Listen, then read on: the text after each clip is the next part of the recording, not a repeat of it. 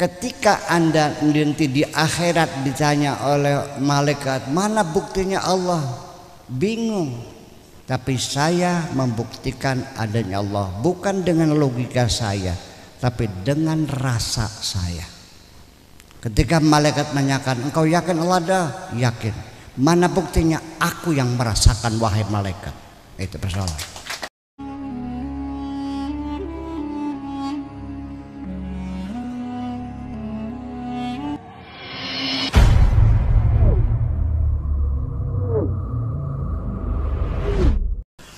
Nah, sampai di dalam Al-Quran sendiri ketika ada cerita dialog antara Allah, Adam, iblis dan malaikat, dikiranya itu Allahnya duduk di sana, malaikatnya di situ, Adamnya di sini, terus tuding-tudingan kok nampak sana. Begitu kan dalam imajinasi, maka seperti itu. Memangnya Nabi Adam melihat Allah? Memang iblis melihat Allah? Memang malaikat melihat Allah? Siapa yang pernah melihat Allah? Udah nggak usah jauh-jauh. Ibu-ibu bisa ngelihat sembahyang nggak? Bisa ngelihat sholat nggak? Sholat bisa dilihat nggak? Yang dilihat apa? Orang yang sedang sholat. Di sekitar kita ini banyak yang tidak dilihat. Kalau kentut mah tidak bisa dilihat, tapi kan dicium bisa. Ya kan begitu. Suara dilihat tidak bisa, dicium tidak bisa, tapi bisa didengar. Artinya apa saja yang kita tangkap dengan salah satu panca indera kita, itu kan namanya fisik. Betul enggak? Kalau yang benda-benda kelihatan mata ini namanya fisika konvensional. Kalau benda-benda yang tidak terlihat mata namanya partikel. Selanjutnya, lalu Allah itu seperti apa? Ada di mana? Bagaimana? Ini kan dulu orang itu kan ingin meragakan Tuhan. Maka ketika mereka membuat patung-patung itu, lalu ditegur oleh Allah, kenapa engkau menyembah patung? Mereka menjawab, wa ma na'buduhum illa liyuqarribuna ila Allahi zulfa.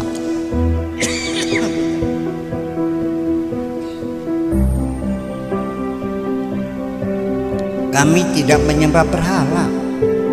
Itu hanya mediator saja kok untuk mendekatkan diri kepada Allah. Itulah makanya agama-agama yang Tuhannya kelihatan mata berbentuk berhala, ketika mereka melakukan ritual sembahyang itu bisa nangis, Bu, karena betul-betul kelihatan Tuhannya. Tapi orang Islam jarang yang sholat sambil nangis, Bu. Apa sebabnya? Nggak kelihatan. Nah, itulah makanya Tuhan tidak usah diimajinasikan, laki atau perempuan, besar atau kecil, jangan dimasukkan warnanya kayak apa, merah, putih. Tuhan di luar kemampuan akalmu menjangkau. Paham? Tuhan tidak bisa ditangkap dengan panca inderamu. Allah itu ada. Allah kalau ingin membuat sesuatu, innama amru idza arada syai'an ayyaqula lahu kun fayakun. Jadi artinya sudah, jangan laki atau perempuan, besar atau kecil, rambutnya keriting atau lurus, dia jadi secara fisik. Tuhan itu bukan seperti itu. Dia ada di mana saja, tidak ada ruang-ruang kosong, tidak ada Tuhan. Semua Tuhan ada. Di mana kedekatannya lebih dekat dari urat nadimu. Paham deh? Saking parknya sampai berikaton. Allah itu zahir. Nih, saya mau nanya, kolong adanya di mana? Ada di mana kolong? Longan ini kan longan. Di Sorapa, Soramben. Longan anak beli. Ada nggak longan? Ada. Di mana? Di bawah ranjang. Ranjang ada, longan Ada. Yang wujud hakiki itu ampin apa longan? Ketika ampinnya diangkat, longannya perginya kemana? Jadi wujud kita ini ibaratnya sama dengan longan. Adanya ini itu keberadaan yang nisbi. Kita ini sebetulnya nggak ada sebetulnya. Kita ini bayang-bayang, kita ini longan sebetulnya. Yang ada hanya Allah kok. Jadi ketika kita ingin membuktikan Allah, jangan mencari bukti. Nggak mungkin ada bukti. Allah tidak bisa dibuktikan dengan alam ini. Percaya nggak? Karena Allah itu wajibul wujud, wujudnya hakiki. Tapi kalau alam ini minal mumkinat, biar terminologinya mumkinat, tidak mungkin mumkinat dijadikan dalil kepada wajibul wujud. Mumkinatul wujud tidak bisa dijadikan dalil untuk membuktikan keberadaan wajibul wujud. Kita membuktikan amben bukan dengan longan. Oke, kita belajar tauhid Bu ya, belajar dulu ya. Percaya Allah ada. Mana buktinya? Ada langit, ada bumi, betul. Seperti itu. Ini untuk anak-anak kecil yang SD kelas 1 sampai kelas 6, padu asal manjing. Tapi kita yang sudah kaplak-kaplak ini, ngerti kaplak? Iya, jangan jadi anak kecil lagi, pakai logika dong. Masa langit bumi sebagai bukti adanya Allah? Gimana, nggak mungkin. Ini kerapuhan sekali, rapuh sekali. Oke, kita uji. Sebelum Allah bikin langit, bikin bumi, alam ini kan baru terjadi teori Big Bang oleh George Lemaitre. Itu kan 14 miliar tahun yang lalu ada ledakan besar, ya, sehingga berkembang menjadi the extending universe, alam semesta yang mengembang semuanya. Alam ini mengembang, ya, bintang-bintang itu mengembang. Ada yang mendekat menjauh. Dari mana kita bisa tahu bintang itu mendekat atau menjauh? Kita pakai kaca reflektor. Nanti kita lihat cahaya bintang itu. Kalau bintang itu berwarna merah, berarti bintang itu menjauh.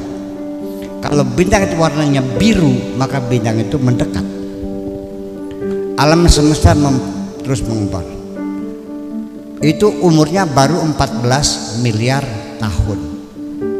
Nah, sebelum adanya Big Bang, sebelum Allah bikin langit bumi isinya, Allah ada nggak? Ketika saya tanya Allah ada nggak, buktinya mana? Engkau akan kehilangan bukti ketika ditanya Allah ada atau tidak. Ketika Allah belum bikin langit bumi, Anda tidak punya bukti. Oke? Paham lagi? Kedua, apabila nanti kiamat langit bumi digulung semuanya dan Allah berkata limanil mulkul yaum, siapa yang paling berkuasa di sini? Sudah nggak ada makhluknya. Lalu Anda, saya tanya, masih yakinkah Allah ada? Mana buktinya? Melongo nggak? Kenapa melongo? Nggak ada langit, nggak ada. Anda akan terpaksa mengatakan Allah tidak ada karena buktinya nggak ada.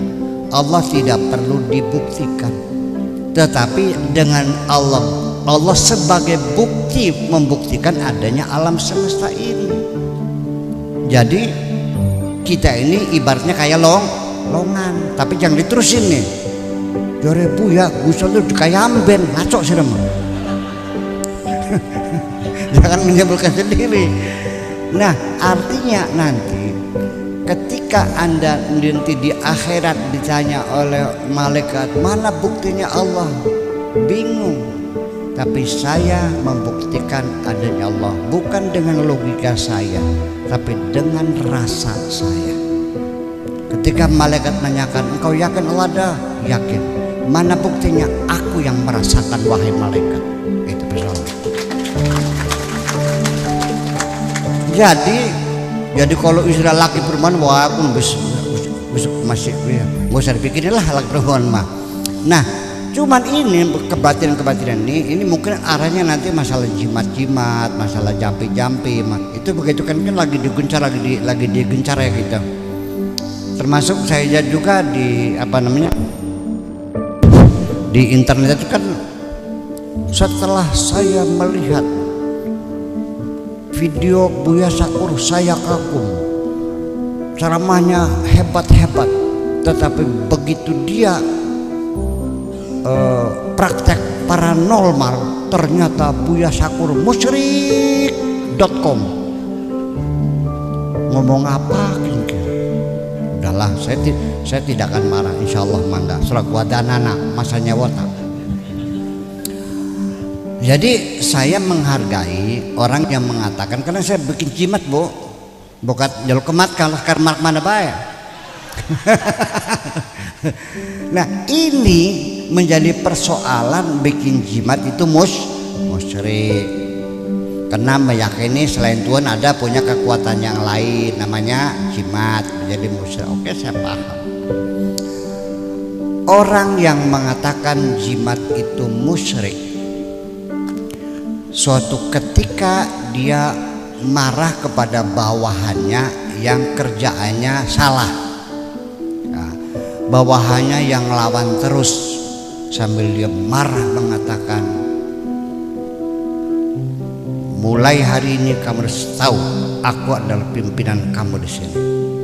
Masa depanmu ada di ujung penaku, bisa kumutasikan ke tempat yang jauh di sana.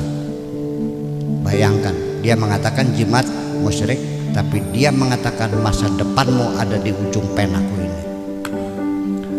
Musyrik ada Tuhan lain, tapi kalau orang mengatakan masa depanmu ada di tanganku, berarti dia sudah menjadi Tuhan.